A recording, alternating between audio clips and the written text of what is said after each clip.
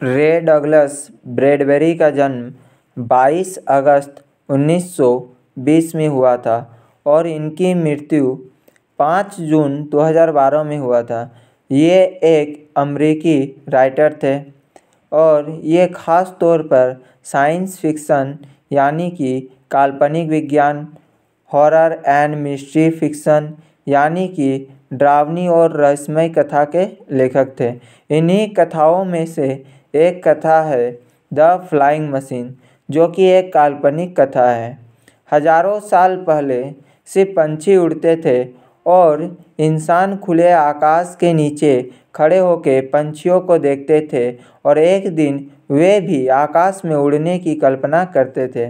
पुराने समय में बहुत सी ऐसी कथाएं हैं कि इंसान किस तरह से उड़ने की कोशिश करते थे।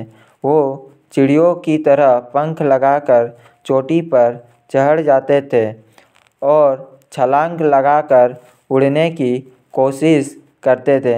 इंसान उड़ने की कोशिश बहुत सालों पहले से करते हैं, लेकिन नाक कान मुंह बराबर करके नीचे वापस आ जाते थे और बहुत सारे व्यक्तियों को अपनी जान भी गंवानी पड़ती थी। आज हम इसी प्रकार के एक काल्पनिक कहानी के बारे में पढ़ेंगे। आज हम लोग बात करेंगे 400 साल पहले की, जब चीन में वॉन नाम का राजा शासन करता था।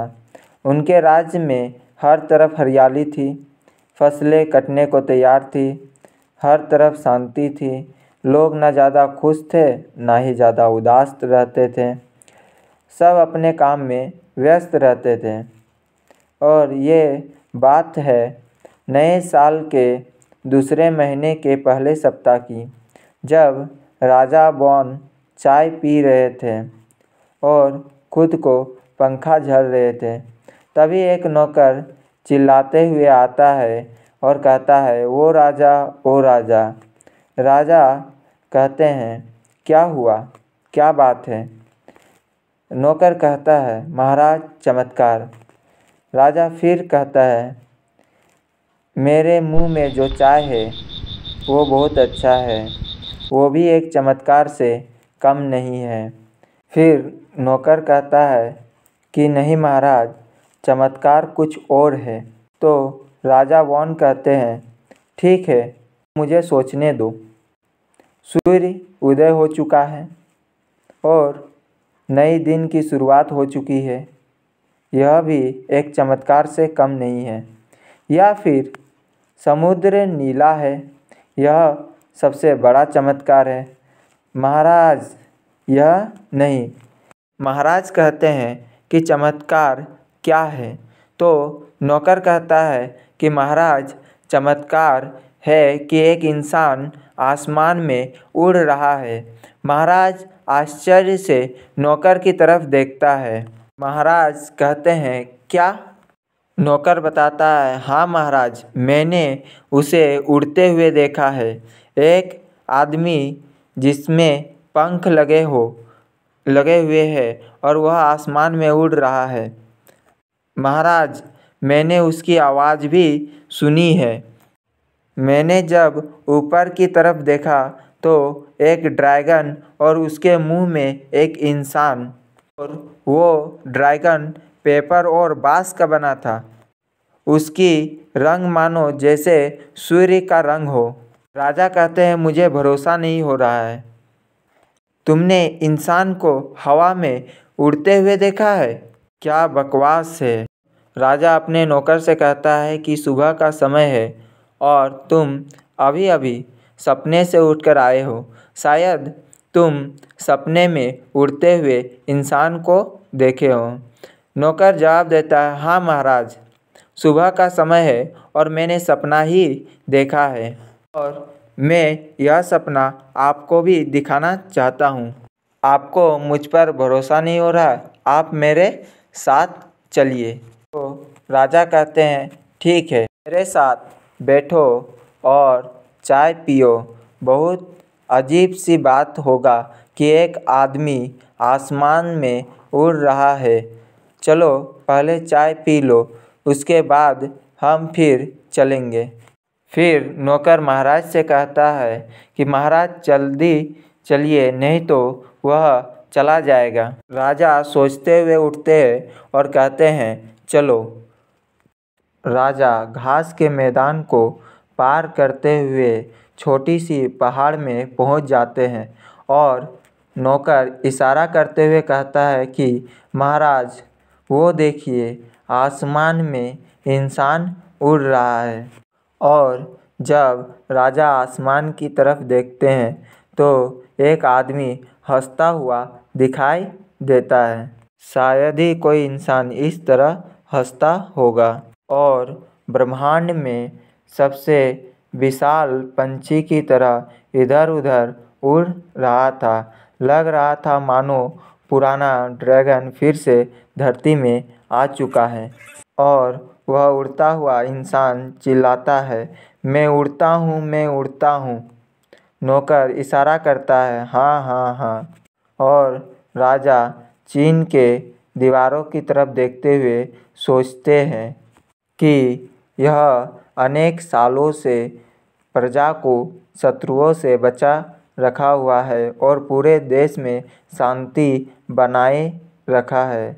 वह नदी को देखते हैं और पहाड़ को देखते हैं और नदी किनारे बसे हुए शहर को देखते हैं, वहाँ के सड़कों को देखते हैं। सब कुछ वह देख रहे थे और अभी अभी सब उड़ने के लिए मानो तैयार हो। वह अपने नौकर से पूछते हैं, बताओ इस उड़ते हुए आदमी को अभी तक किसी ने देखा है? महाराज, इसे किसी ने नहीं देखा है, सिर्फ इसे मैंने ही देखा है। तो राजा कहते हैं ठीक है, तो उसे नीचे बुलाओ। इसके बाद नौकर चिल्ला के कहता है कि तुम नीचे आओ, राजा तुमसे मिलना चाहते हैं। जब वह इंसान नीचे उतरता है तो राजा इधर उधर देखते हैं तो राजा को दिखाई देता है कि एक किसान उस उड़ते हुए आदमी को देख रहा था। वह उड़ता हुआ आदमी अपने आप को बाँस से मुक्त करता है और राजा की ओर आगे आता है और वह राजा के सामने आकर झुककर प्रणाम करता है। राजा पूछते हैं कि तुमने क्या किया? तो वह जवाब देता है कि महाराज मैं उड़ रहा था। राजा ने फिर पूछा तुमने क्या किया?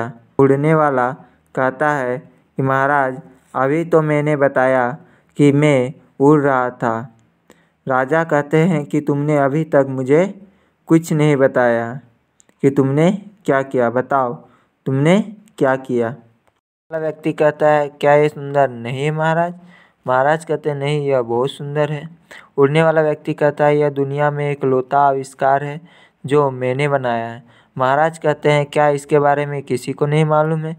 उड़ने वाला व्यक्ति कहता है कि नहीं, इसके बारे में मेरी पत्नी तक को मालूम नहीं है। वो तो मुझे पगला समझती है और मेरी पत्नी को लग रहा है कि मैं एक पतंग बना रहा हूँ। और फिर इस मशीन को लेकर मैं चोटी पर चढ़ गया और सूरज उगते ही मैंने साहस करके चोटी से छलांग लगा दिया और मैं उड़ने लगा। लेकिन मेरी पत्नी को इसके बारे में कुछ भी पता नहीं है। राजा कहते हैं ठीक है, तो तुम मेरे साथ चलो। लोग एक बड़े से घर में पहुंचते हैं और राजा ताली बजाकर अपने सैनिकों को बुलाता है और कहता है कि पकड़ लो इस उड़ने वाले आदमी को। जल्लाद को बुलाने का आदेश देता है। उड़ने वाला व्यक्ति डर कर रोने लगता है और महाराज से माफ़ी मांगने लगता है। और वह उड़ने वाला व्यक्ति महाराज से पूछता है महाराज मैंने कौन सी ऐसी गलती की जिसके लिए आप मुझे कैद कर रहे हैं? महाराज कहते हैं कि तुम वो इंसान हो जिसने एक नया उपकरण बनाया है और तुमने क्या किया है यह तुम्हें भी नहीं मालूम है और बिना सोचे समझे कि क्या परिणाम होगा। क्यों किया तुमने? इसे पकड़ लो। जल्लाद एक तेज कुल्हाड़ी लेकर आता है। महाराज कहते हैं 1 मिनट रुको। महाराज एक मशीन को दिखाते हैं जो महाराज ने बनाया था। फिर राजा अपने गले से एक छोटा सा गोल्डन चाबी निकालते हैं और फिर उसे खोलने लगते हैं।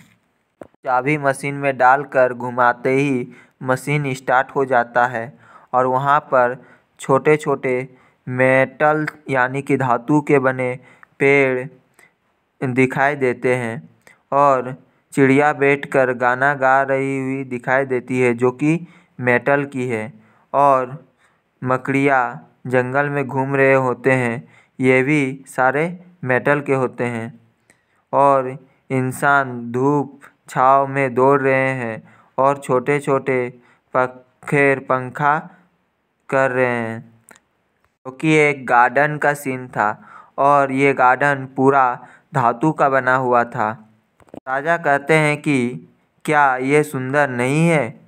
तुम मुझसे पूछो कि मैंने क्या किया तो मैं बताऊंगा कि मैंने इंसान को जंगल में जाने दिया और मैंने चिड़िया को जंगल में गुनगुनाने दिया और मैंने पंछी को जंगल में गाने दिया। अब जो उड़ने वाला व्यक्ति होता है वो कहता है कि महाराज मैंने भी कुछ ऐसा ही किया है। मैंने भी सुबह के हवा के साथ उड़ा हूँ। मैंने भी सोते हुए शहर को देखा है। मैंने भी समुद्र का महक को सूंघा है। मैंने भी शहर को ऊंचाई से देखा है। मैं भी चिड़िया के जितना ऊंचा उड़ चुका हूँ। उड़ने वाला व्यक्ति कहता है कि महाराज मैं आपको बता नहीं सकता हूँ कि आसमान से धरती कितनी सुंदर दिखती है और सुबह के समय की आकाश में जो महक है वो बहुत ही सुंदर थी। मैं आपको बता नहीं सकता हूँ कि यह कितना सुंदर था। राजा उदास होकर कहता है कि बहुत सुंदर था, मुझे पता है सब कुछ कितना सुंदर होगा। मेरा दिल तुम्हारे साथ उड़ रहा था। मेरे घर मेरे नौकर तो चींटी की तरह दिख रहे होंगे।